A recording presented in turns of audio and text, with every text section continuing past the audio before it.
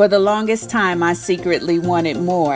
I often found myself shrinking to fit in, settling for what was comfortable, and even selling myself short. Once I finally accepted that we deserve success and we are blessed with the power to achieve it, I stopped playing small. I'm serious about building a life I love, and you should be too. I'm Denise Taylor of DeniseTaylor.live, and welcome to Life, Love, and the Pursuit of Happiness. I help women prioritize themselves, their success, and their happiness. Let's meet this week's achiever whose story will inspire you to push past your fears and soar. Well, welcome back. It's Life, Love, and the Pursuit of Happiness, and I'm always glad when you tune in. This week's episode is about marriage intervention. Now, that was a new term for me, and when I talked to Courtney about it, I knew that she was on to something, because sometimes when things aren't going well, people shy away, but not Courtney. She's like, if you're at that trouble spot, I want to anchor in and help you when trouble arises. And so when it comes to relationships, that's what she's all about. And you know what? The superpower that it illuminates to me is absolutely 100% shake off fear. Because you know, when things are traumatic, that's when most people duck. But Courtney is saying, let me in and let me help you soar. And so I love talking about relationships. You guys know, as the founder of the First Wives Club, I get excited because relationships are the heartbeat of our community. And I value Courtney's interest in being a powerful resource for couples when they're facing trouble. So let's listen, because I think you too are going to see how she shakes off fear. Well, hello and welcome to this episode of Life, Love, and the Pursuit of Happiness. This is where we believe that you can build a life that you love without apology. We focus on the key areas of life, love, and happiness. And today we are anchoring in on love. I am so excited to have with me Courtney Loyd. She is a marriage and relationship interventionist, and we'll talk more about that. That means she's going to help you turn it around. That is her goal when it comes to relationships. I'm so excited to have you on today. Why don't you do us a favor and introduce yourself and tell us a little bit about your relationship, your husband, and your family? Yes, I'm so excited to be here. So I'm Courtney Loyd, as you mentioned. I'm a licensed counselor and clinical trauma professional, and so I have a practice in Louisiana. I'm a Louisiana girl, where I work with women primarily on underlying trauma issues, and so that's a little bit about what I'm doing, what I've been doing. My love story, gosh, we started in high school. Mm. We started in high school where that's where we developed our friendship, I'll say. We did not date, but we developed a really good friendship there. I would not date him because he was popular and I knew that I was going to be setting myself up for hurt. And so I was like, listen, I ain't doing that. But we stayed in touch over the years. I'd say about 3 years or so after we graduated, I reached out to him. We still had landlines then. So I remembered his house phone.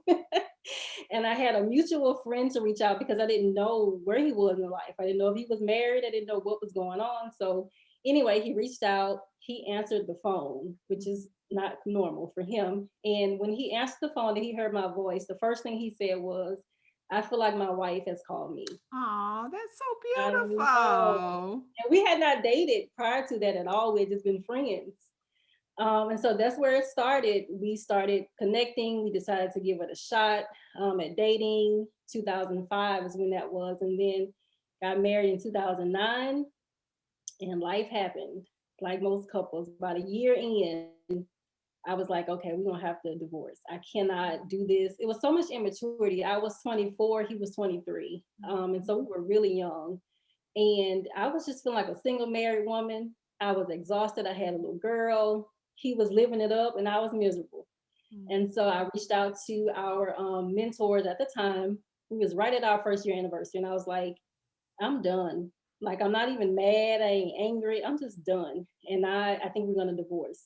And so she said, no, you guys just need somebody to intervene. Mhm. And that's what happened. They Wow. intervened. We were faithful to church. There, we call it B group in Louisiana. Some people call it Bible study. But we were faithful to that, faithful to church. And I don't really know when God did it, but he did. And so that's where we are now. We just celebrated 12 years on Valentine's Day, actually. Two kids, and we're thriving and happy. Wow, that's incredible. I guess that's why intervention is something that you respond to, Yeah, because it sounds like that is what made a big difference in seeing your relationship turn around. yeah. I can relate. My husband and we spent our first anniversary apart. We made the unfortunate decision to separate for a period of time. And so when young couples, or any couple for that matter, because it's people who have been married for longer periods of time that hit that rock in the road and make that choice to separate, make that choice to give in to some of the urges that you felt, when you have to figure out how to turn it around, I imagine that's where your role as a marriage and relationship interventionalist, if I'm saying that right, is where that comes in, because your game plan really has to be about how do we get back on the same page and how do we bring this thing together. So tell us about your role as an interventionist and how that all comes to life. Yeah. So you're right. It birthed from my own experience. When she said the word, you guys need somebody to intervene. Now, mind you, that was 12 years ago. So it's just now where I'm like connecting the dots between where God is placing me right now. But that's exactly where that was coined. And so that's my role, or that's what I feel led to do, really intervene, to interrupt the cycle, because most of the people are at the place where they're just ready to go.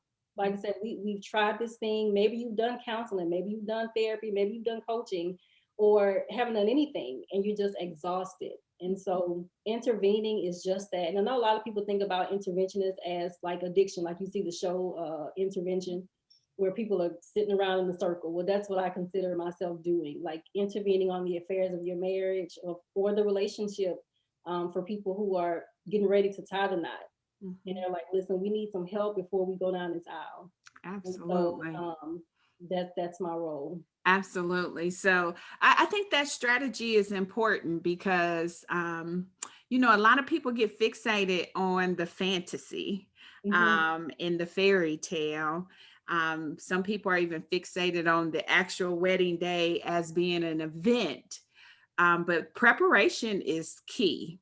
And Yes. I believe that long term sustainable success comes from strategy. I believe you need a game plan. You need to be thinking about how situations are going to be handled when they come up. Share your mantra around long lasting marriage relationships. So my mantra is, you can't get marriage right and communication wrong. You just cannot.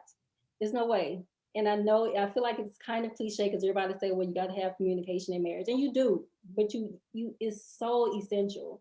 You can't even effectively communicate your needs or your wants if you can't communicate, right? It's like redundant. Like, you need to communicate your needs, but how do I communicate that? How does my partner hear? Mhm, What I hear isn't necessarily what I'm saying, isn't necessarily what he or she hears, mhm, because we're usually hearing through filters. And so, what do you do with that? mhm. Do I write them a note? Do I send them a text? Like, how do we do that? So that's my mantra. In order to be successful and to thrive, you have to be able to communicate. And if you can't do that, then that's where we got to start working. Absolutely. It's so interesting that you said the lenses. We all have this filter that Yeah, somehow we are sending that message through.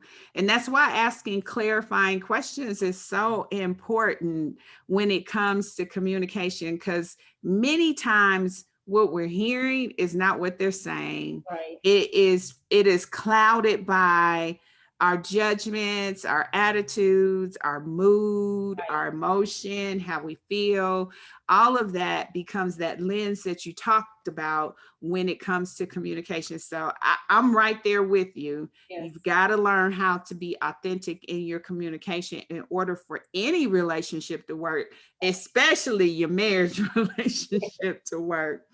So when you think of how you serve, what is the goal you have in working with couples? Tell me more behind the teaching that you do or the help that you give. So I like to start at the beginning. And like you said, I'm very strategic in my goal. I'm a counselor, so I've been doing this a long time, and I know that counseling and therapy can be very long term, Mhm. in terms of um, around and around the bend. You kind of, whatever the day is, that's how we come up. Whatever the day is and whatever is coming up, that's what we're dealing with, right? Mhm. And so we have a treatment plan, but because life has happened since the last time I talked to you, now we have to focus on that. And Mhm. so in this area or this space, I've decided to create a course or a program where I'm very strategic about what we're doing. We're Mhm. talking about heart check. What are the resentments? What is the pain? What are your pain points? Why are you here? What has you broken? We Mhm. go from that, we connect the dots to where did you first even learn this? Is it about your partner or is it about mom or dad? Something they did, right? Are you starting to see this cycle in all your relationships or is it just this one? So we start to connect the dots and then we get it before we even get to mindset. We're going back and we're connecting the dots from past hurts, past traumas, and then we move. And so the first 4 weeks is where I call the intervention or the intensives, Mhm. where we really dive in. After that, we move to mindset. So what's been your example of marriage? Mhm. What does marriage look like to you? What has mom and dad done? What's been successful? And and then we build a vision and then we talk about communication. So it's very strategic in what I do. We don't just come hang out. We don't just come and rehash the last argument. Because we can do that. We can talk about Mhm. that same offense over and over. But I'm Mhm. very strategic in how I start and where we're going with this. And by the end of it, if you're not married, you're gonna know if you want to be married or we're gonna let this thing go. Or by the end of it, my goal is to really help you see that you and be glad that you decided to stay.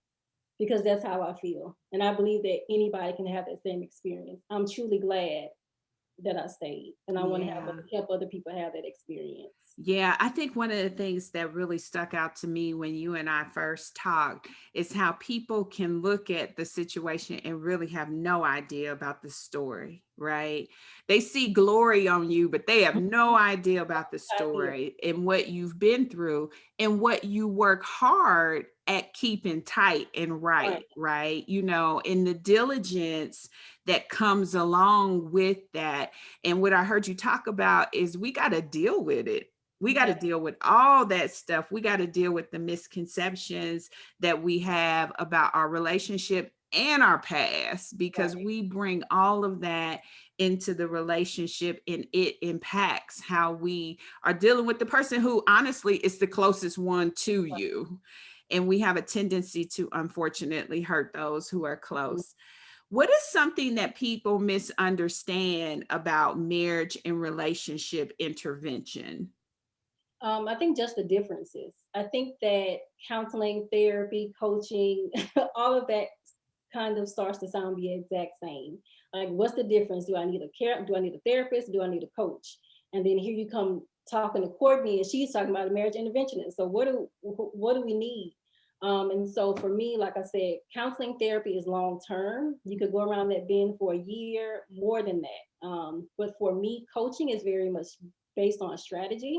Mhm. And they're not going to deal with no underlying issues. We're just talking about where y'all headed, and we're going to get you there. Mhm. But for me, in my piece, intervention, I'm intervening, and we are going to go back a little bit, but then we're also going to develop that strategy and Mhm. get you guys moving forward so that you can build together. Both, and have your identity as two different people, but building and doing life together. Yeah, one of the other things that stuck out to me too, Courtney, was hearing you talk about the importance of wanting to work with couples. Mhm. not just individuals, but really wanting to work with couples. What's burning within you to kind of take that on? Because I really want to see people stay together. Like I want, like in the program, each person will have their individual work, right? You're gonna work on your stuff, he's gonna work on his stuff, but we're gonna come together. And so I really didn't want to focus just on the wife, and then you like, oh, I don't need him no more. So I really have a heart to see people marriages stay together, because I know that that's God's heart, is for us to stay together. And I want you to people to know that you can grow, and you can grow in your identity and still maintain your marriage. And you don't have to, divorce because now you have a new sense of who you are. Yeah. And I think the value of working with a couple, I'm learning, is you've got to figure out how to mend and heal together so that you can move forward together, because that damage or that issue or that baggage, it's impacting both of you. And there are instances, yes, where it's personal and the personal work needs to be done, but when it's impacting the relationship, it is very important to grow and heal together. And so I applaud you for taking that on, because that's not a light undertaking. That's a very huge undertaking. And you're meeting people right where the trouble is, Mhm. right? And that trouble can show up and look in so many different forms, especially when it comes to relationship, and especially this day and age, right? It shows up and it manifests itself in so many different forms. Now, having said that, there are some common, if I could call them Mhm. that, some common marriage problems that a lot of people sometimes will say is the issue, but you and I know that it goes deeper than that sometimes. But when someone's coming to you and they're saying that they need some guidance around how to deal with money problems that they may be facing, money hardships, just trying to get on the same page with finances. What kind of guidance do you have for couples who are facing money problems? So my question, anytime somebody say that they have an issue, I always have them to define it out. You can say I have anxiety. I'm going to ask you, what does that look like? You might say I want to heal. I'm going to say, what does that look like? Because it looks different for everybody. And so that's going to be my first question. What does it look like? Are you talking about budgeting? Are you talking about somebody overspending? Are you talking about somebody just not paying the bills on time, and we just need to shift the responsibility to the person that can do that? And so that's where I start. What are we talking about here? Because I don't want to make it a general issue. And then once I know exactly where we are, then we can strategize. Mhm, Like I said, sometimes it's just a shift in responsibility. mhm, And in my marriage, I tell anybody, my husband, yep, I know that in most marriages, women kind of take care of the bills, and we kind of, but that's my husband's thing. He's mhm, great at it. And I'm like, okay, mhm, what's coming out, he knows. And I mhm, trust him with that. He's going to mhm, watch the account 2 or 3 times a day. I'm okay with that. And so mhm, I'm okay with having a balance or shifting the balance. If it's not working well for me and he can handle that, then let's let him do that. mhm. So it just depends on what the exact issue is, and we Yeah. strategize from there. Yeah, that makes total sense. And I think one of the misconceptions, at least from my understanding, is people think that it has to be a certain way. Like Right. there's some cookie cutter answer. And my thing is make it work for y'all, as long as the two of you can get on the same page with it, never mind all those stereotypes and those impressions and those things that are sitting outside of your relationship. Find the right balance to strike between you and your husband so Yeah. that y'all can have peace, right? And what does that look like? The only thing I would say is stay connected, though, right? Make sure that you don't just try to be independent, but you figure out the right balance with Right. interdependence. Right. Stress weighs very heavily on relationships, and it manifests itself in different forms. Where have you seen examples around stress and the impact that that can have to relationships? Yeah. I think one of it is just what we just talked about, like financial. stress. A lot of people come in with that. And interestingly, whenever we would try to seek out support and just accountability in our marriage, that would be the one thing people would automatically assume. You try fighting about money. It's like, no, we're okay with that. And so it's just like this common stressor that everybody's fighting or having an issue about money. And so it could be from money, it could be children, parenting, different parenting styles. And that's something that we had to figure out in the very beginning because I was the only child and he had a family of 6 or 7. Right. And so your parenting is going to be different from what mine looks like. Doesn't mean we're right or wrong. It just means that we need to find a common ground. So finances, parenting, chores around the house is another thing. Who's going to do what, or you're not doing. And so I'm upset. Those types of things. Just like I said, underlying ongoing hurts that are unresolved that you're trying to act like you got over, but you didn't. So those are some of the most common stressors, because we say that it's, oh, he came in the house late, but it's really because you still dealing with something that happened 2 months ago. So it just depends. It all looks so different. It does. And that 2 months ago is real. Okay. A year ago It sometime. sounds like an outlying example, but it's not an outlying example. It is people who harbor stuff for long periods of time, and they show up and you be like, we really talking about what happened 5 years ago? Yes. Yep, we really talking about what happened 5 years ago. And they can break down that story like it just happened Oh, yesterday. it just happened. Literally, it just happened. You put the right Yeah. trigger, you feel like it just happened. So, what has been your biggest aha moment in your role as a marriage relationship interventionist? My biggest aha, and I think one of the other things that led me to this was that a lot of women were presenting with issues that they would come in and say, I'm having some anxiety, right? Or I'm depressed and I'm not sure why.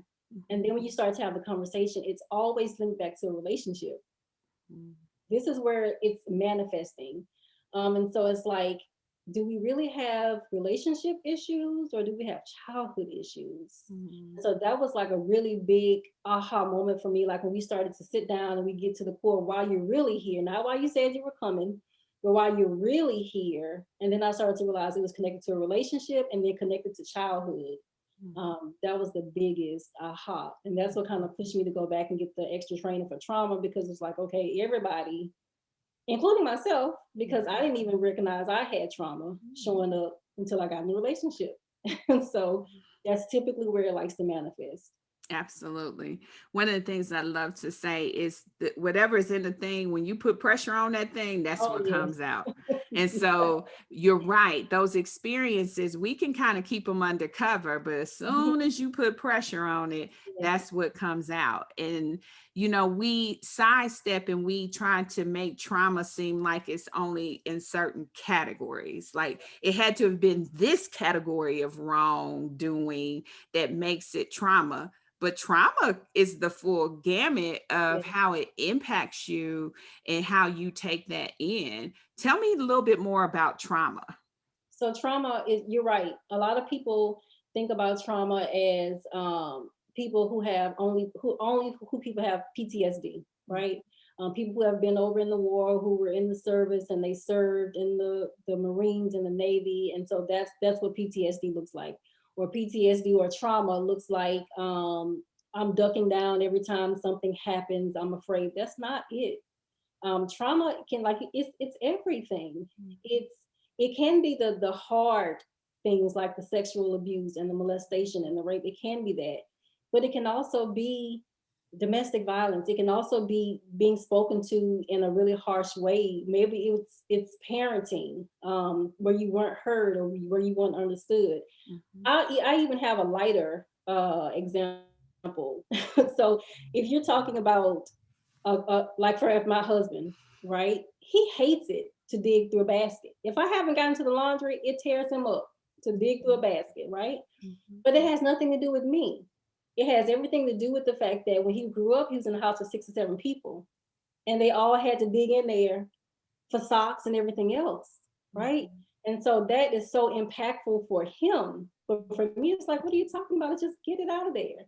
And so while somebody wouldn't necessarily equate that to trauma, but trauma is anything that overwhelms your ability to cope.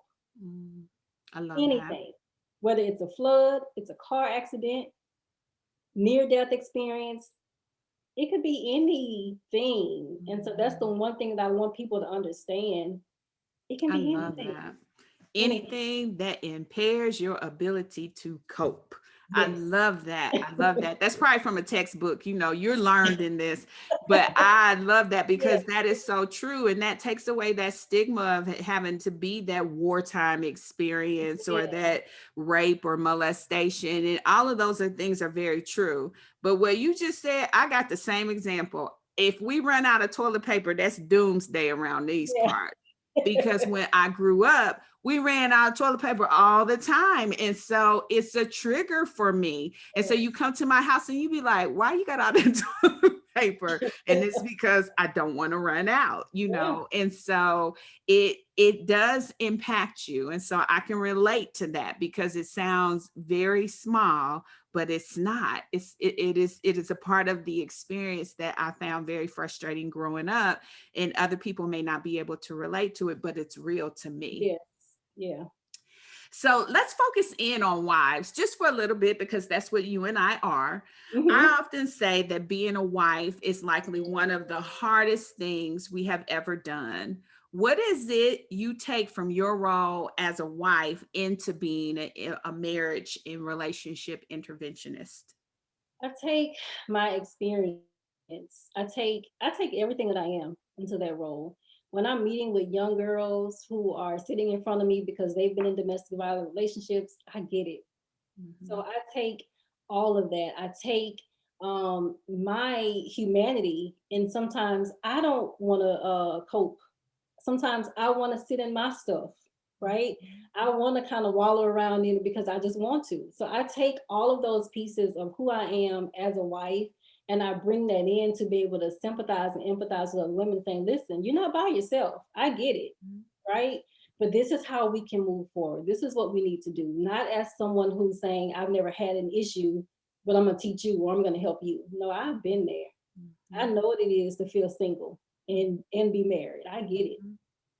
I That is know what it's so like to feel like I'm the only one doing the work Mhm. and he's just hanging out having a good time because that's Mhm. usually how it is. Women usually get burnt out first Mhm.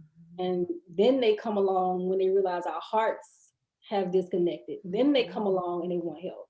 So Mhm. I bring everything, every experience, every learned experience, not so good experiences, and I bring all of that That into is the role. beautiful. I love it.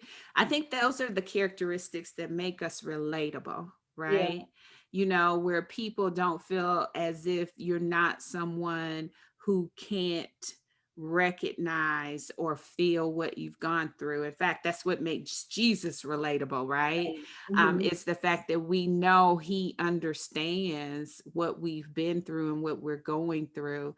And so that's definitely appropriate. And I honor you for being willing to be transparent and open and authentic in that way, because it's that connection that really is going to transform and drive change in every relationship that you have are trusted to support.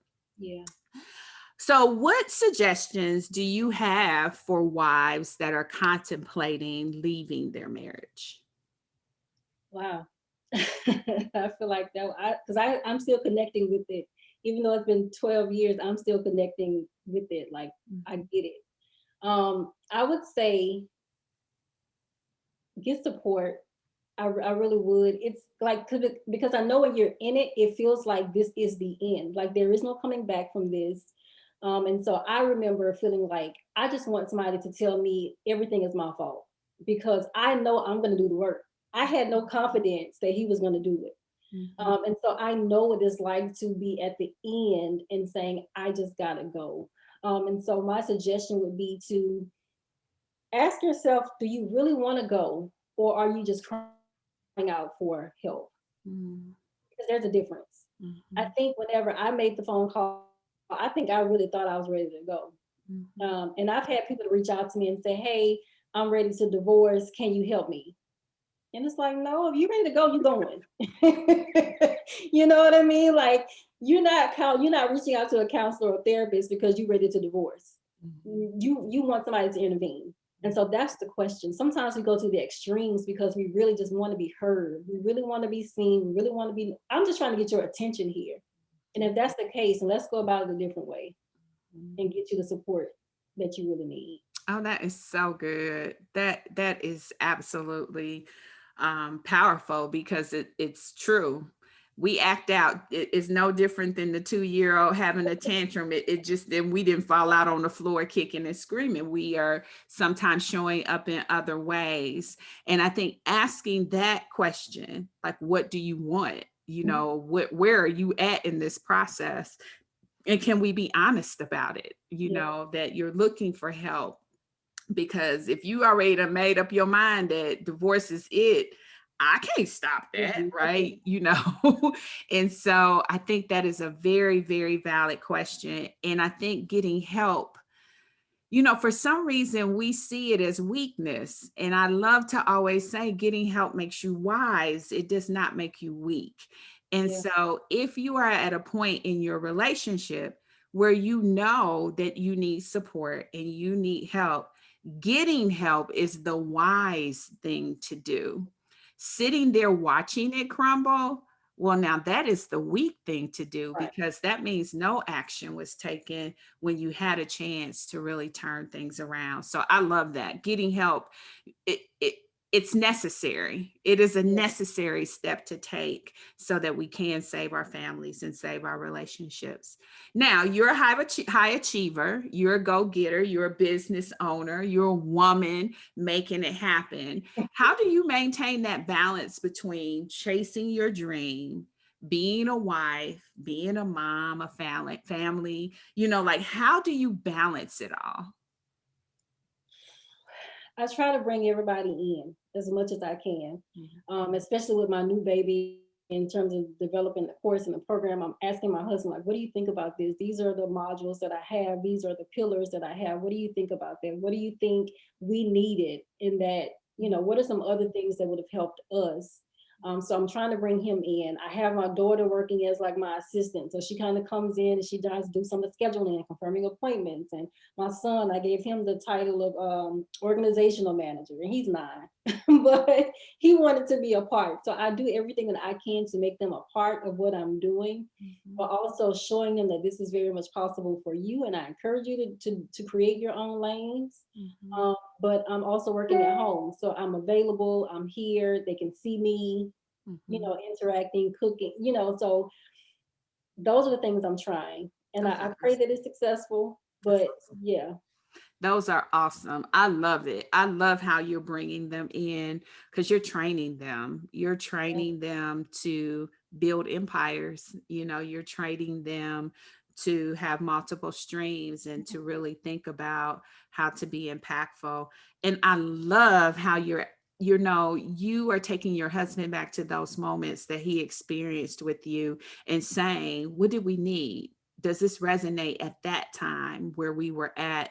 I love that. I love that you're pulling them in and making them a part of what it is that you're doing. I yeah. appreciate you, Courtney, for being here. This has been an It's been awesome really, discussion. You yeah. know, around these parts, we talk about building a life that we love without apology. And I always close out with tapping into your wisdom, especially as it relates to life, love, and happiness. So listen to the questions. The first question is, what life wisdom would you tell your younger self if you could? Mm, life wisdom. I'd say that I would tell her, even though it feels like you're getting the short end of the stick, that God is just is truly developing a resilience and a stamina in you that you'll need in years to come. Mhm. That's That's beautiful. what I would tell He's preparing you, girl. I love it. I love it. Love it.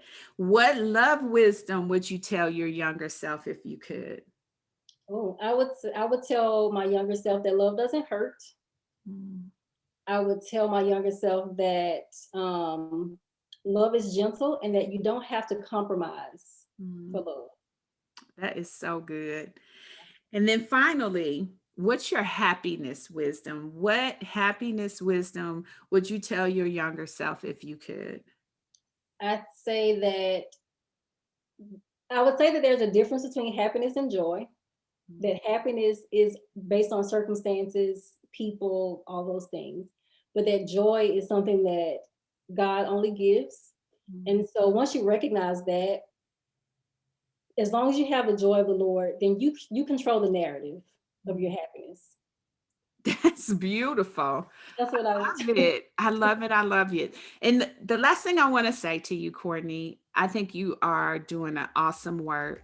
I'm an advocate for families too. I'm an advocate for relationships. And I just want you to know that success looks good on you.